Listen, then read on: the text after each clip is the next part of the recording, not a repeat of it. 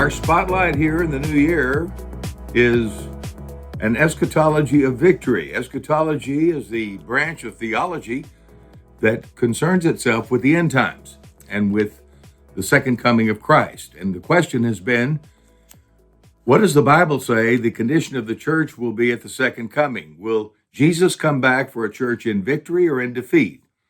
Now, the vast prevailing view of the last generations has been that the church will be defeated. Christ will come back to find a battered bride in tribulation in much need of rescue. And this view contradicted by many scriptures, as we shared in our teaching on this in our series, As for the Old Paths. Psalm 110:1, God says to the Son, the resurrected Son, sit at my right hand until I make your enemies your footstool. So Christ's not coming back till his enemies are under his feet, and his feet are in the body, and the body is the church. So the church has work to do.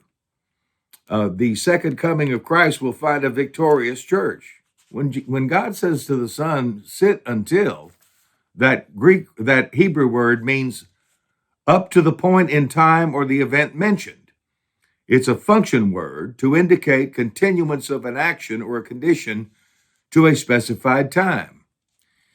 You see, what happened when Christ was exalted to the right hand of the Father after the resurrection?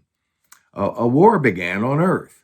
Gregory Boyd, in his book, God at War, speaks of this. He says, the death and resurrection of Christ was most fundamentally a decisive act of war, initiated by God against everything that opposes him. It put Christ in a position above all demonic powers, and he shall continue to battle from this exalted position until every one of these powers has been destroyed. He says in David's day, it was common for a king to symbolize his conquest of another kingdom by using the defeated ruler's neck as a footstool. And that's what they're referring to in this psalm. Now, you can find that in the Old Testament when Israel would have a victory.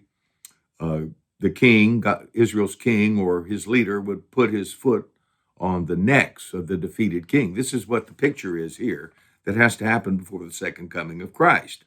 Now, what we're trying to overcome is an eschatology of defeat and replace it with a biblical eschatology of victory. And this is what we're trying to do and what we did in our series.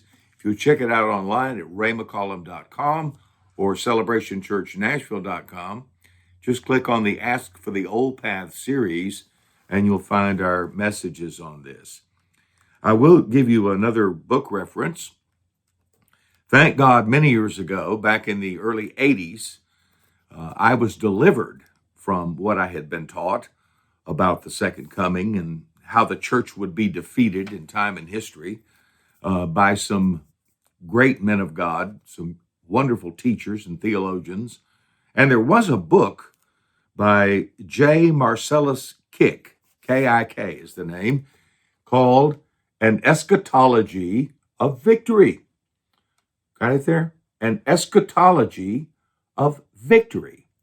And this is a very scholarly book. I mean, it's got footnotes and research, and this book opened my eyes, along with some other books that God put into my hands, to come to a place where I believe in an eschatology of victory. And if that's true, you see, a defeatist believes Jesus can come any minute. They don't see any conditions that have to be met yet that would preclude Christ to come at any moment.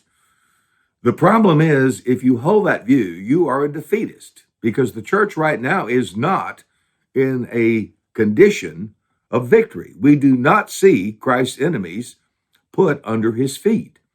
And there are many other scriptures which we give in the message that affirm the fact that when Christ comes back, he'll find a victorious church in time and in history. Now, I know many of you say, well, but you don't realize that, look how bad things are. I mean, the world is going to hell. Friends, they've been saying that over time during the bad times for centuries. but the church prevails and the kingdom has advanced. And it's still advancing today. And it will advance until Christ comes for a glorious church, a spotless bride, without any blemish, and a church in victory. We're going to win. We're going to win. Don't be mad at me if I'm blowing up your doctrine of defeat. The church will win. We'll have more next time.